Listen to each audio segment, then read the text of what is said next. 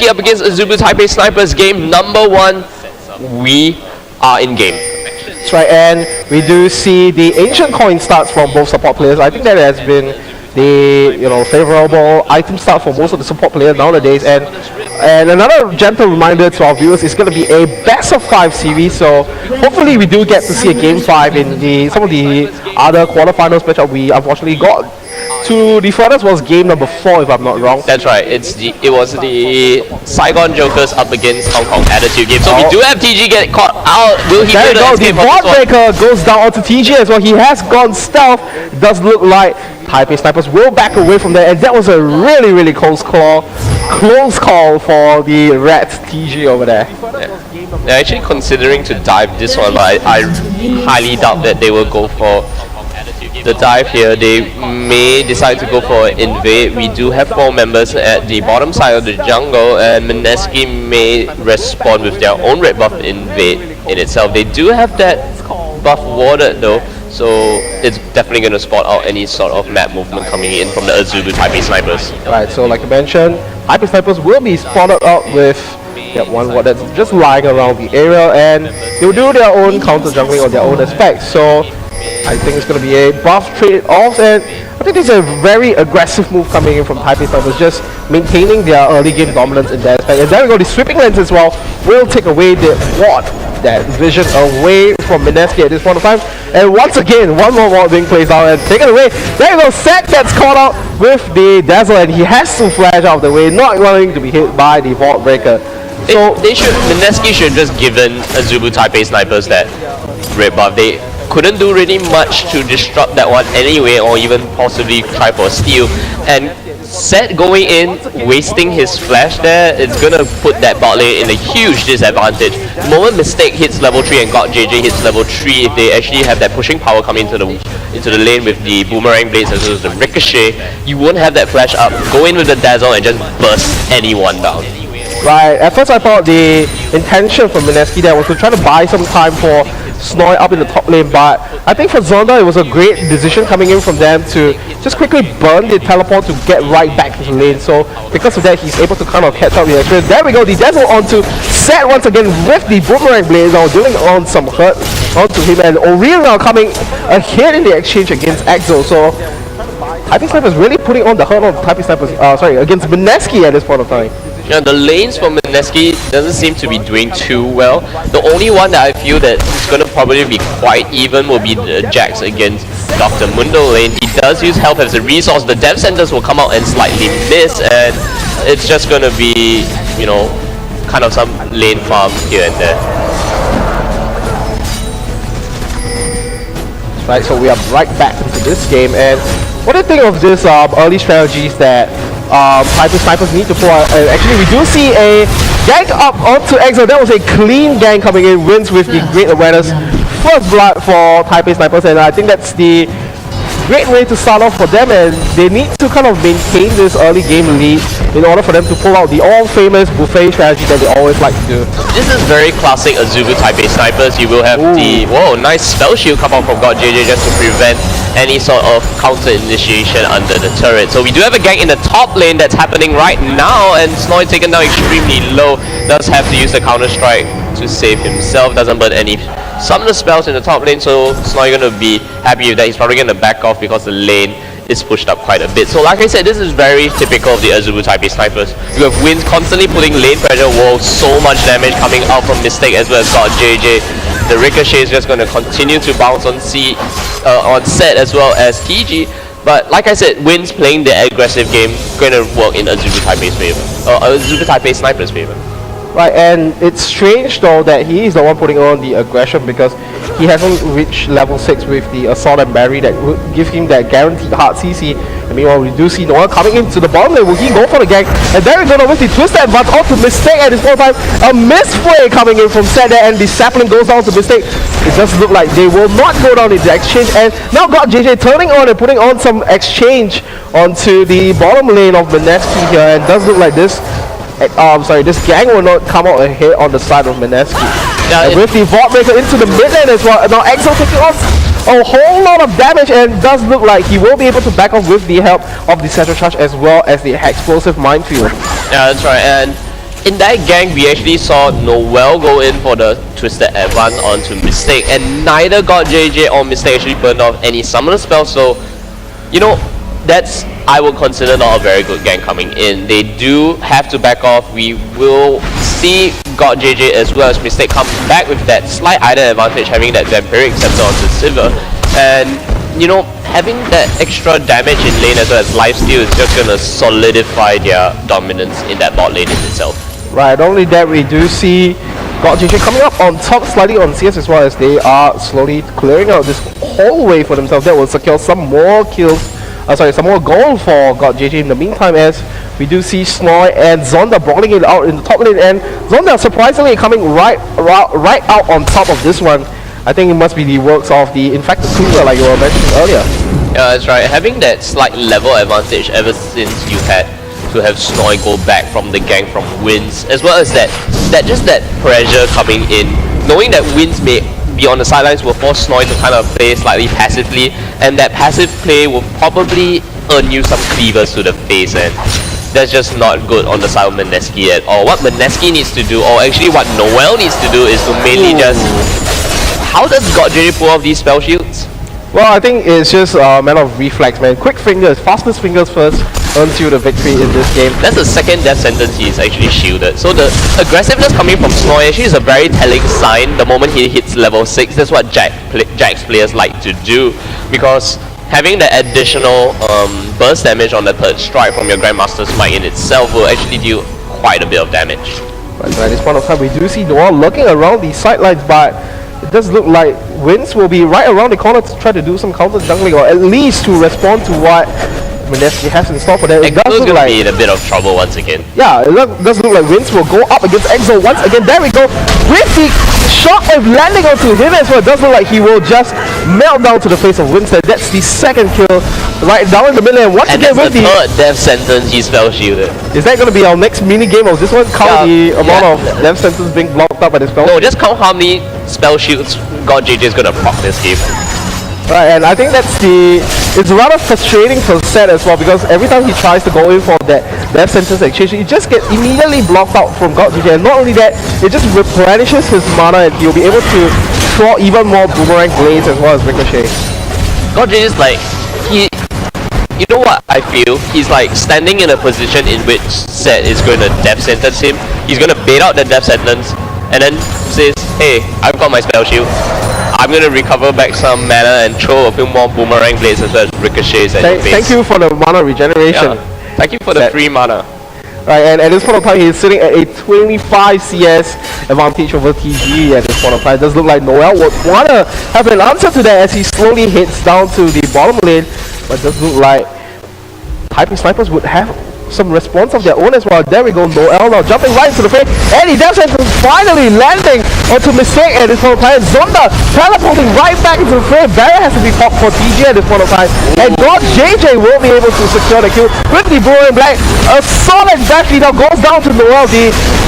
In front of that bomb will come down onto Seth, and Noel will just get decimated in the entire process. Taipei Snipers now with 5 men grouping down into the bomb, and it does look like they want to secure one of the major objectives soon as they slowly head over to Dragon. Yeah, and Zonda using that recall at this point of time to go back and respond to any sort of free farm that Snoy will get in the top lane is quite a good decision, because you never want Jax to actually farm ahead and be that late game terror of a monster in fact, and that 5-man appearance in the bot lane just showed how much TPS knew that they just wanted all the kills there. They rotated perfectly with the teleport from Zonda as well as the rotations from Wins and Oriel from the mid lane down to the bottom lane, went in and just pretty much crushed. Right, and between Zonda as well as Oriel and Wins, it was almost like, you know, telepathy. They knew for a fact that they wanted to assist down the bottom lane. They knew for a fact that Noah would try to respond to what God JJ and Mistake was doing down the lane, together with the ward spawning out his movement as well. There's just some quick reaction and very good decision calling coming in from Taipei Snipers, and that earned them that 3 kills as well as that dragon. So that would put them at a good 3,000 gold right in this game. Yeah, and speaking about wards, this is very typical of Azubu Taipei Snipers where Wins is ahead. We saw actually you can see even now that there are 3 deep wards okay, well, one just expired. There are now 2 deep wards on the side of Azubu Taipei snipers in the bot lane, and this just shows that Wins wants to predict the movements of Noel and maybe even counter gang or even predict some of the rotations coming in from Mineski and just be that ever-present champion or that ever-present threat across the map. And he's done such a great job because, as you can see, out of the 5 kills that Azubu Taipei snipers have, he's already participated in 4. Right, with that 103 in under his belt. And I think what he has done as well is that putting enough pressure onto Exo so that he can't really roam around the map. He has to stay in lane to kind of farm up the goal deficit that O'Reilly has been dishing onto him at this point in time. 3-0 on. Finish up the Athenes on Holy Grail again already, and there we go, once again engaged down at the bottom. This time TG putting on some hurt onto the shake, but he is not too afraid at this point of time. There we go, death sentence on the set right there. Jumps right back in with the second point. A mistake now, looks like he will go down to an exchange, but Set will be the one picking that up, and God JJ will have to run away from that with on the hunt. But you know, Mistake is the only one that went on the process. It took 3 men of Mineski just to do so.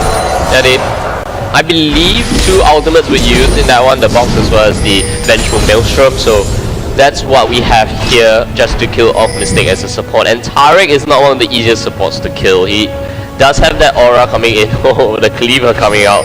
Wanted to hit Snoy there, but you know, Snoy will have none of that at this point of time. Let's kind of take a look at the gang here. And there we go, the assault entry right into the face to get a chain out with the command shockwave as well. That is going to be 1 dead Exo right there. There was no point of escape from that one. And beautiful chain up as well. And this is just textbook style gang coming in from Taipei. Yeah, this is a textbook style Oriana Vi gang. You saw the assault and battery come in, knock Exo up, and the moment he landed, the shockwave came out, and wherever the shockwave pulled him, Wins charged up the Vault Breaker and knocked him up one more time. So that's just that for Exo in the mid lane. Right, and God JJ and Mistake as well will take down the bottom lane. So it does look like Wins and O'Reilly making work in the mid lane. Does look like they will take that out very quickly as well. Snoy balls out Zonda up in the top lane, but Zonda will have that ultimate to sustain himself right in the top lane against Snoy. So he's not too concerned. But the only saving grace coming in from Mineski in this early game is that Snoy has been pretty much left alone all this time, and if he manages to farm up quite effectively, then he could be the hyper carry that Mineski needs to pull themselves through this game. Yeah, Snoy would probably be the saving grace. TPS at this point of time is, like you said, pulling off that buffet strategy and will constantly probably shift their eyes to the top lane turret, and then the next objective should just be Dragon once again when it respawns. So having that global gold in their favor just shows how much more power that they have in their hands. Athenes on Holy Grail completed already on the side of Oriel for, I don't know, the past 5 or 3 minutes or so, compared to Ziggs who has only that, you know, the Chalice of Harmony as well as that Vintage Codex. And on the side of, let's see, in the bot lane, God JJ already has that Bloodthirster, and TG does not even have his Blade of the Ring King up just yet. So it's a very telling sign of how ahead Azubu Taipei snipers is at this point of time. Right, and I like what Mistake has chosen at this point of time to go for that early sort of mobility, because he knows for a fact that his team is pretty much ahead against Mineski, so he can go ahead and just grab that quick mobility boost. And there we go now, Oriel getting way out of position and getting boxed in as well as Wins comes to the rescue, and now Taipei snipers are the one to catch Mineski in that pincer formation, and Exo will not be able to kind of grab the lantern to save his own life there, and now Set has to run for his dear life. There we go, with the command shockwave, that will be a rampage for Oriel there, and Taipei snipers just decimating Mineski at this point of time. And there we go, with the flash dancer as well, but Wins will choose not to go ahead and engage, and there's just so much damage for the side of Taipei snipers for Mineski to even come back at this point of time, just 14 minutes in. And look at what they are doing at this point of time. They win a fight about 2-0 in their favor, and well, the fight at the top there, I don't think Zonda's really gonna be in much trouble here. They win the fight in the middle of the jungle with Oriel actually being the one caught out. They went for the counter aggression. They took the mid lane inner turret, and immediately they rotate to the bot lane inner turret as well, and just takes it out, and it's gonna be taken out right now. So from that fight, they won 2 kills as well as 2 turrets, and Mineski has yet to pick up any sort of global objective. Dragon is going to be up in another 10 seconds, and that's probably going to be the next objective they're going to go for. Right, and for our viewers who are not too sure of the buffet strategy, this is what Taipei Snipers are demonstrating to us right at this point of time. They always like to go for early group up and then secure 1 or 2 kills, and then after that just pressure on to a global objective, maybe a turret or even a dragon. And because of that, they are able to kind of secure a lot of global gold and vision advantage at this point of time, and right now they are sitting at a good close to 9,000 gold advantage with 8 to 1 kill advantage as well.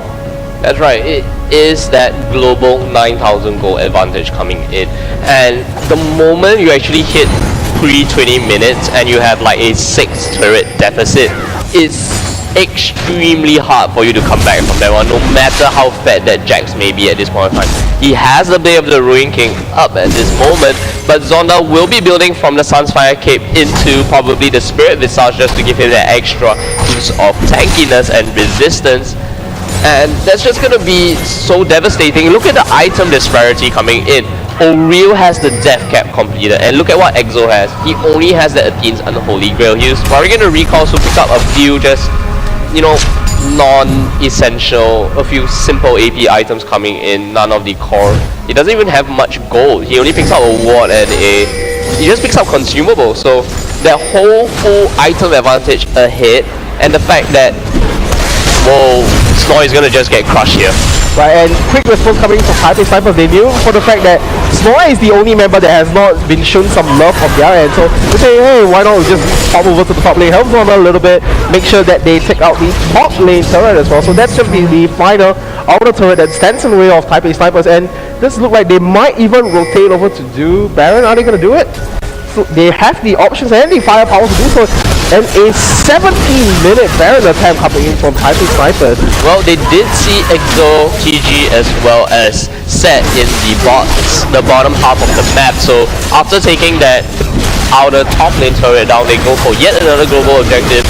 Once again, the buffet strategy, just gonna eat up all the objectives in the map. Noel is gonna get caught out from this one. He does spot out that Baron attempt, so Mineski has some kind of inkling that, you know what, TPS just took Baron. On the hunt is Pop and the flash as well as Assault and Battery comes in. Right, Noah's just gonna melt out. Actually, he does avoid the shockwave, but not gonna be avoiding his death there, as O'Reilly will pick up once again another kill on their end, and that's 10 to 1 advantage. And with the Baron buff up as well, it does look like what they need to do is just go back, get some items in, cash in all that money in the bank, and then go in for another objective once again, as we do see Zonda now facing off against TG here, and TG will grab the Dark Passage into safety. Yeah, and look at the item disparity once more. I have to like kind of home in on it at this point in time. I was interrupted by the fight just now, but look at God JJ, Static Shift and Bloodthirster.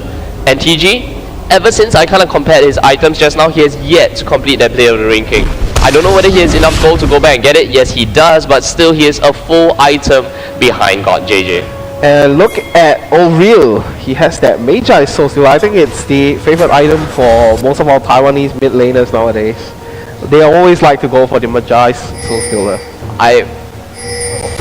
Well, they are extremely far ahead at this point of time. He's 5-0-3, so why not? Why not, right? Just complete the set item, man. Make it sure that you have everything right in the bank. And there we go now. Zonda now standing of 3 members and Mineski at this point of time. There we go. With the command shockwave just bait out effectively by Zonda there. Looks like Noah will be the first to go down, and Brits will go down to Set in the meantime. PG now and Exo have to run for their dear lives, and the infected Cleaver now landing onto Zonda, and Snoy won't be the one to kind of redemp there, and there we go with the Assault and Battery. God JJ will be the one to pick that one up, and Wins now has to charge it onto Exo, but with the Satchel Charge he is kind of able to disengage from this one, but that's already 4 members down on the side of Mineski. Four members down as well as 4 charges added to the Magi Soul Stealer. Right, 4 extra charges, man. It's gonna give you an additional 32 AP on top of that, so that's the buffet strategy in itself. Like I said, 20 minutes if you have a 6 turret advantage. Not really a 6 turret advantage, it's a 5 turret advantage, but they took 2 dragons versus a Baron. That's effectively more than 1 turret in itself. There we go, on the hunt now will collapse onto Set in there. Well, that was a quick decisive kill for them, and Zonda popping right back into the action with the teleport. And that's feel like every time he uses the teleport, it will be up to maximum effective. Whoa, look at the boomerang blade, so damage. much damage, man. God JJ will now pick up the kill with the finishing touches. And there goes Noel, and Exo will be the only members remaining to kind of find out. Well, there we go with the shockwave once again. Noel will just melt down to all real there, and adding more charges in the back, man. 6 charges. 6 charges coming in? Wow. He just picked that item up, you know that, Chris? Yeah, he just picked it up and he has 6 charges already. I would say that just escalated quickly. Yes, that definitely escalated quickly. So they've been, ever since they took the Baron buff, after that top outer turret went down, they picked up 2 inhibitors as well as 2 inhibitor turrets. So I would say Baron buff worth it. Very worth it indeed. And at this point, I don't really see how Mineski can come back to this one, but I guess what they can do is, oh, there we go with the surrender in the best of 5 series. And I guess that was the right call for themselves as well. We do